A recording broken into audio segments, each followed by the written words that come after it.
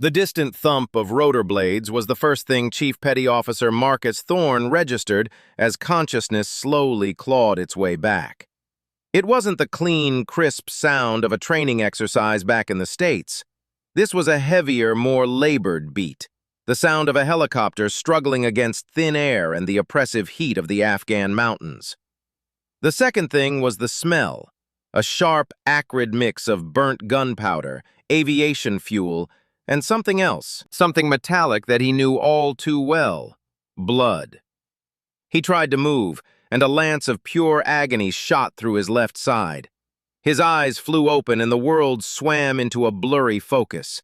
He was strapped into a jump seat in the back of a Black Hawk, the muted red of the interior lights casting long, dancing shadows. The helicopter was filled with a controlled chaos of medics and the quiet moans of wounded men. He looked down. A field dressing, already soaked through with crimson, was wrapped tightly around his torso. A piece of shrapnel. The last few seconds of the mission came flooding back in a fragmented, violent rush. The assault on the compound had gone south fast. What was supposed to be a quick snatch and grab on a high-value target had turned into a full-scale firefight. They'd taken effective fire from a well-concealed position, a second-story window in a building their intelligence had marked as clear. Thorne had been rallying his element, shouting orders over the deafening roar of gunfire, when the world had simply ended in a flash of white-hot light and a deafening bang. He'd been thrown back like a rag doll, the air ripped from his lungs. Now he was here, in the air, alive. He turned his head, the motion sending a fresh wave of pain through his neck. He scanned the faces of the other men in the helicopter. Some he knew, some he didn't. All were etched with the same stark exhaustion and pain. He saw Lieutenant Commander Hayes, the mission commander, his face a mask of stone as he spoke rapidly into a headset. He saw Doc, the corpsman, working frantically on a kid from the assault force, a kid who couldn't have been more than 22, and then his gaze landed on the shooter. She was sitting near the open starboard side door, her profile silhouetted against the dark, rushing void outside. She was cradling a modified M110 semi-automatic sniper rifle, its long barrel resting on her thigh. Her face was smeared with camouflage cream, and her eyes, fixed on some point in the darkness beyond the skid, held a chilling, unshakable calm. She was part of the support element, the overwatch team that was supposed to have suppressed the enemy positions from a nearby ridgeline. They had failed. The sniper hadn't been silenced. A hot spike of anger born of pain and adrenaline pierced through Thorne's confusion. He needed answers. He needed to know what the hell had gone wrong. With a grunt of effort that made black spots dance in his vision, he reached out and grabbed the arm of the nearest man, a young signalman first class who was staring blankly at the floor. The kid jumped. "Hey," Thorne rasped, his voice a dry croak. "Get Hayes. Tell him Chief Thorne needs to talk to him." The kid nodded dumbly and scrambled towards the front of the aircraft. A moment later, Hayes unclipped his harness and made his way back, crouching low beside Thorne's seat. His face was grim. "Marcus, you with us?" Hayes's voice was clipped, professional, but Thorne could see the worry in his eyes. "Where's the package?" Thorne asked, his priority still the mission. "Secured. He's in the other bird," Hayes confirmed. "We got him, but it cost us. 2 KIA, 4 wounded, including you." He paused, the weight of the loss settling on his shoulders. "The intel was bad. That second-story position, it was a hornet's nest." Thorne nodded, the motion sending another throb through his side. "The Overwatch," he said, his voice gaining a little strength. "The sniper on the ridge. They were supposed to have that window suppressed. They didn't take the shot. Why the hell didn't they take the shot?" Hayes's expression didn't change, but a flicker of something, was it respect, passed through his eyes. He looked back towards the female shooter, who remained statuesque by the door. "She did take the shot, Marcus," Hayes said, his voice low. "Not the first one, but the one that mattered." Thorne frowned, confused. "I didn't hear a report. We were taking fire from that window for a solid 2 minutes before I got hit." If she'd taken out the shooter, the firing would have stopped. She didn't take out the shooter, Hayes explained. She took out the target's number 2, the guy coordinating the defense from the roof of an adjacent building. He was the one directing fire onto your breach team. She saw him, called it in, but the order came back to hold. Command wanted him for questioning. By the time they gave the green light, you were already down. Hayes's jaw tightened. She took the shot anyway. A 1,000-yard low-percentage shot in low light. She took his head clean off. The defense collapsed 30 seconds later. Thorne lay there processing the information. She'd defied a direct order to hold fire. She'd made a command decision in the chaos of battle, a decision based on the lives of the men on the ground. And it had worked. But the question that had been burning in his gut since he'd first seen her in the chopper now had a different weight behind it. He looked past Hayes, his gaze fixing on the woman again. Her back was ramrod straight, her focus absolute. This wasn't the demeanor of a scared kid or a cocky hotshot. This was the bearing of a seasoned professional. She had the quiet, coiled lethality of a Tier 1 operator. But she wasn't Navy. He knew every SEAL sniper in the command, male or female. She was a complete unknown. "Who is she, Commander?" Thorne asked, his voice barely a whisper. "She's not one of ours. Who was that sniper?" Hayes followed his gaze. He was silent for a long moment, as if weighing how much to say. The helicopter gave a sudden lurch, beginning its descent towards the forward operating base's landing zone. "That," Hayes said, his voice carrying a newfound gravity, "is a complicated question, Marcus. Her name is Lieutenant Commander Sarah Jenkins. She's Navy, all right, but she's not a SEAL." He paused, letting the information sink in. "She's DevGru, Gold Squadron." Thorne's breath caught in his chest. DevGru, the Naval Special Warfare Development Group, SEAL Team 6, the absolute tip of the spear. He was a highly trained and experienced operator himself, a chief with multiple tours under his belt. But DevGru was a different stratosphere entirely. They were the ghosts, the ones who handled the missions that never happened, the ones who took the shots that no one ever heard about. And she was one of them. A woman, a senior officer, operating at that level. Before he could formulate another question, the Black Hawk slammed onto the dusty helipad with a jarring thud.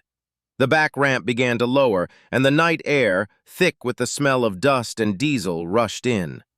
Medics swarmed towards the aircraft, their shouts cutting through the dying whine of the rotors. As they lifted his stretcher, Thorne's eyes stayed locked on the woman, Lieutenant Commander Jenkins. She had already shouldered her massive rifle and was jumping lightly from the helicopter, disappearing into the swirling dust and shadows of the FOB as if she were a part of the night itself.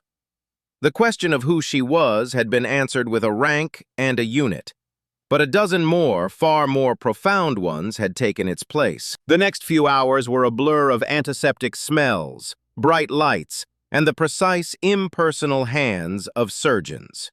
The shrapnel was removed, the wound cleaned and closed. He was given painkillers that dulled the physical agony, but did nothing to quiet the storm in his mind.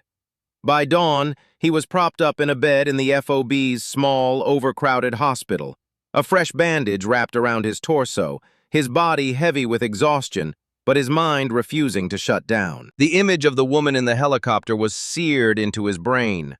The calm, the precision, the sheer unyielding focus. He'd been a SEAL for over a decade. He'd trained with the best, fought alongside legends. He thought he understood the spectrum of special operations capability, but she represented something he hadn't considered possible. He replayed Hayes's words over and over. She took the shot anyway, against a direct order. She'd made a tactical judgment call in a split second, weighing the potential political fallout of killing a high-value intel target against the certainty of more men dying on the ground. And she'd chosen the men. It was a choice any good SEAL would want their Overwatch to make. But to have the courage to follow through, knowing the career-ending, court-martial-level consequences if you were wrong, that was something else entirely. She had bet her entire future on a single shot. And she'd been right. He needed to know more. It wasn't just curiosity anymore. It was a professional imperative. He needed to understand what forged that kind of decision-making. He drifted into a fitful sleep, haunted by the rhythmic thump, thump, thump of rotor blades. 2 days later, he was declared fit for light duty and moved to a transient barracks to await a flight back to the main base at Bagram, and from there, ultimately home.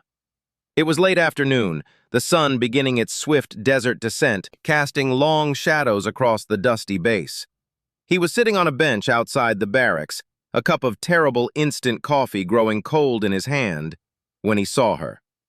She was walking alone, without the massive sniper rifle this time, just a simple M4 carbine slung across her back.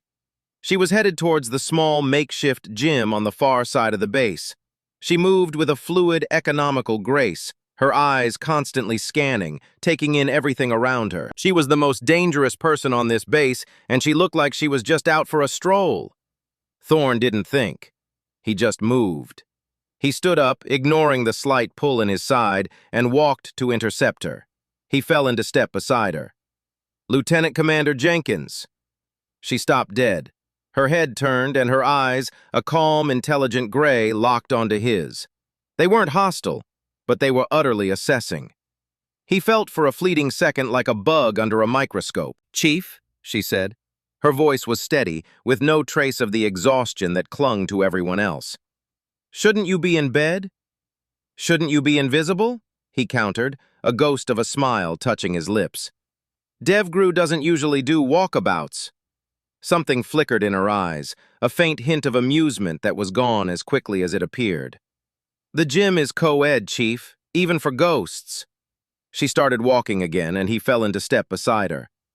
"I wanted to thank you," he said, the words coming out more gruffly than he intended. "On the chopper, for what you did." She glanced at him, a questioning look. "For my job?" "For your choice," he clarified. "Hayes told me. You took out the coordinator. Against orders. You saw the bigger picture. If you hadn't, my team and I would probably be in body bags, not here." He stopped walking, forcing her to stop as well. "So, thank you." She studied him for a long moment, her expression unreadable. Then, something shifted. The professional mask slipped just a fraction. She looked at him, truly looked at him, seeing the bandage beneath his shirt, the dark circles under his eyes. "You don't need to thank me, Chief," she said, her voice softer now. "I was up there. I saw your element take that first volley. I saw the muzzle flash from the coordinator on the roof. He was orchestrating the whole ambush. The sniper in the window was just a shooter. Take him out and another shooter takes his place. Take out the man giving the orders and the whole machine stops." She paused. "My job isn't just to pull a trigger, it's to understand the battlefield. And on that battlefield, at that moment, the man on the roof was the biggest threat." "The order was to hold," Thorne pressed, still trying to understand the calculus of her decision. "The order was given by someone in a command center 100 miles away, looking at a drone feed," she replied, a hint of steel returning to her voice. "They saw a high-value target. I saw men dying. The second I got a clear shot on the coordinator, my rules of engagement changed. My primary duty was to you and the men on the ground, not to some intel officer's wish list." She met his gaze directly. "I'd make the same choice again in a heartbeat." There it was, the core of her. Absolute clarity of purpose, an unshakable moral compass calibrated not by politics, but by the brotherhood of the battlefield. He realized then that her rank wasn't just a designation.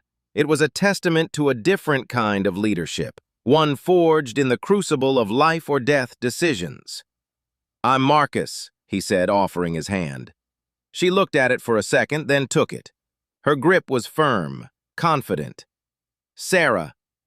They stood there for a moment, two warriors from different worlds, connected by a single, violent moment in time.